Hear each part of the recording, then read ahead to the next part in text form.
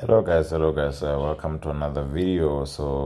Today we're going to look at US30, which is something that they asked me to go over. We haven't looked this one in a very long time. As you can see, we do have some drawings here, but they are very old, so we're gonna remove them and then start from scratch. So if you're new here, make sure that you subscribe and then hit the bell icon so that whenever I make a new upload, you will be notified. All right, let's get started. You know how we do things here on this channel. We always start with the highest time frame and then we work our way down. So this is what we have on the monthly chart. So the monthly area of support is this one here, of which I don't think it was a hit. Let's just bring the real thing so that we can... Yes, so this is our monthly support. It was not a hit. And we had the area of resistance here. And it is now taken out. It was not a good, it was a valid resistance, but not tradable, right? The guys that I've taught, in deeper details, they will know why it was not a tradable zone, but it's a monthly one. It's not gonna count that much. So we have broken. What we need to take from this is that we were going up. We were having our areas of support there taken out, trend line taken out. We were bearish, right? When we bearish, we had a bearish trend line here, or we have a bearish trend line there. The trend line not yet taken out, but the resistance has been removed. The resistance was taken out. So currently we know that the resistance has been taken out, and it was taken out by this guy here. And this guy also, not like the greatest zone ever, but it did something. So maybe the price would, do something like that. We don't know. But what you're saying on this time frame, it wouldn't be a bad idea for you to try and search for buying trades there with confirmation, because we are not yet fully to the upside. Or the price can just come and break and touch that. If it does that, it will mean you have to update your trend line and put it there. But for now, there's nothing wrong with you trying to buy from that. Now let's check what we have on weekly, because remember, these things, you must be able to link them together. So what is the market structure on weekly? Weekly, we also had a bearish trend line. We had a bearish trend. The resistance was here, was taken out, the trend line taken out. So weekly is also bullish. So weekly being bullish, right? It means this is a very nice area of support for us to try and search for buy trades. We are inside a weekly area of support, and the weekly area of resistance is this one here, the resistance. So because we are bullish, there is nothing wrong with you trying to catch buy trades here and anticipate maybe the price would go there.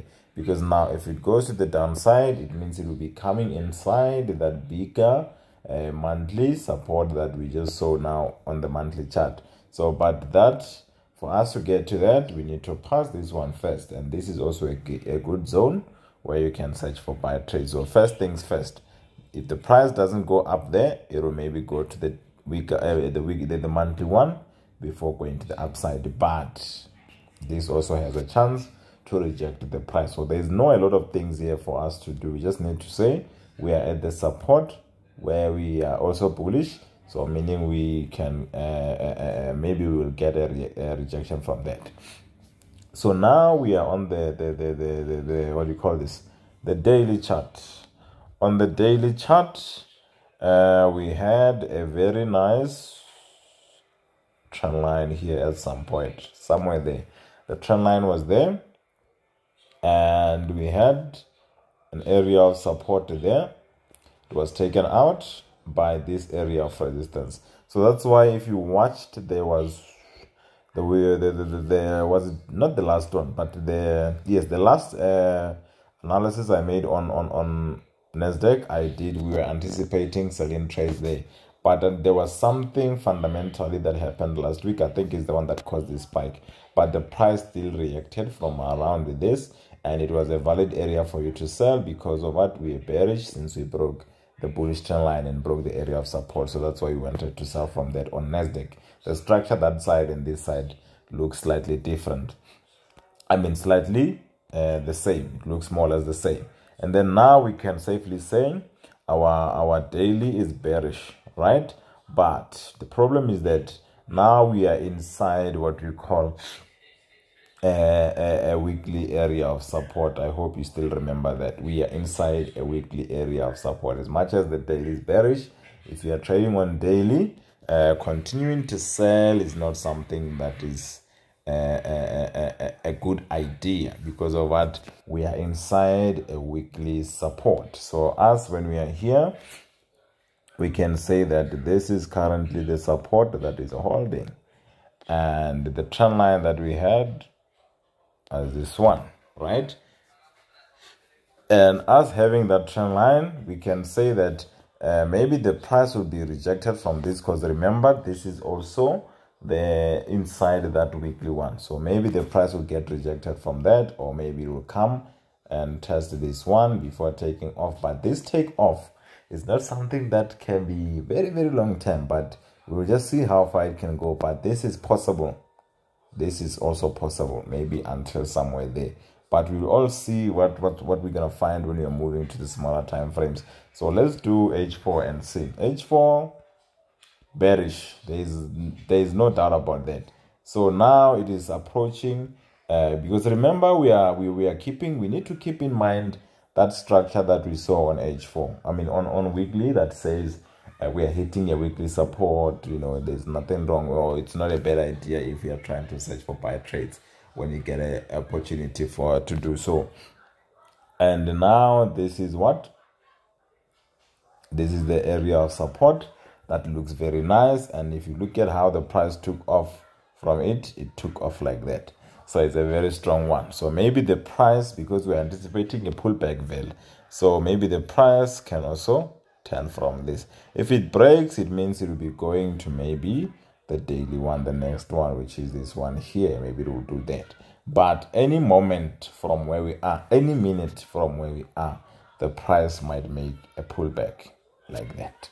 So that's why I'm saying there's nothing wrong with trying to get buy trades from, you know, the moment when the market opens. I'm not saying once the market opens you should just go there and open a buy trade. You know, we're not gonna do it like that.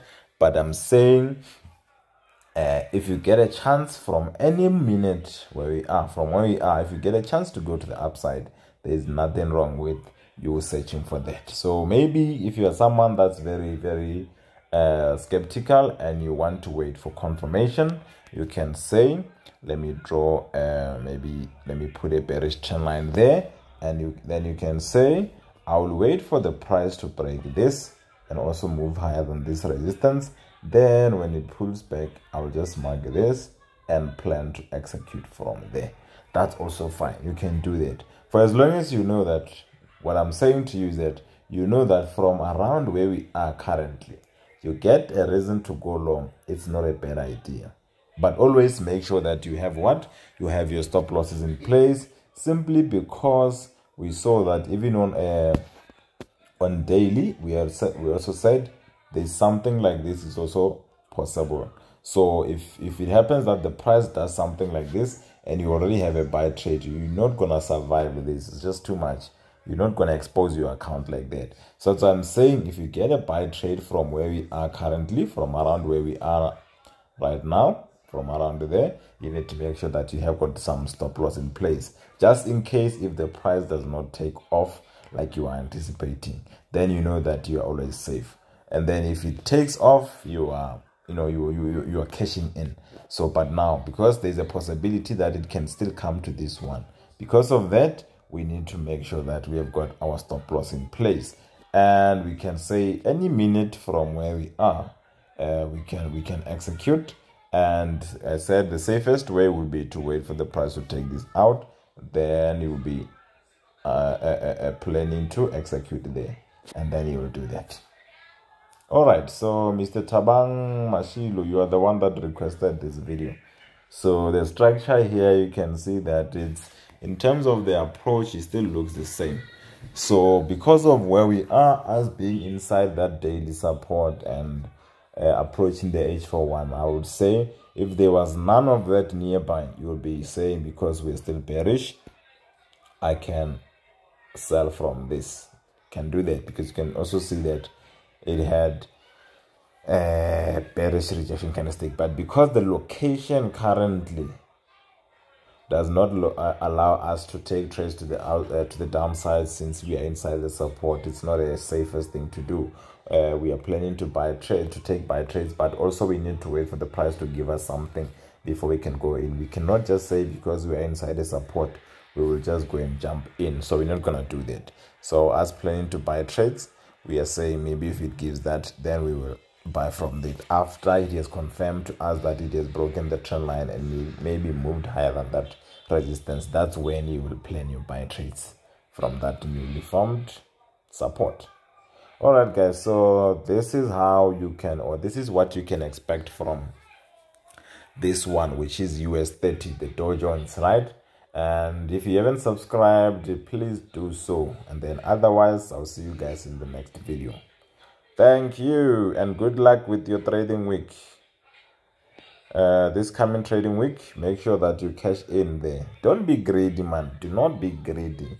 Have targets. When you're opening a buy trade and the market is moving in your direction, it doesn't mean you should hold forever. Have targets to say, I'm holding a buy trade, and here the price might struggle to pass. Let me exit before it touches this point where it will struggle to pass. That's it. You have made enough. Trade like that. If you have targets, you will see your account growing, because otherwise you will be in a situation where you will see the price moving up with you. You don't have a target. You even forgot to drag your stop loss, and then you see it coming back, taking you out with a zero after seeing all this profit, and then you let it vanish in front of your eyes. So to make sure that things like that don't happen, you need to have targets. You need to have targets. All right, guys, I'll see you in the next video. Thank you.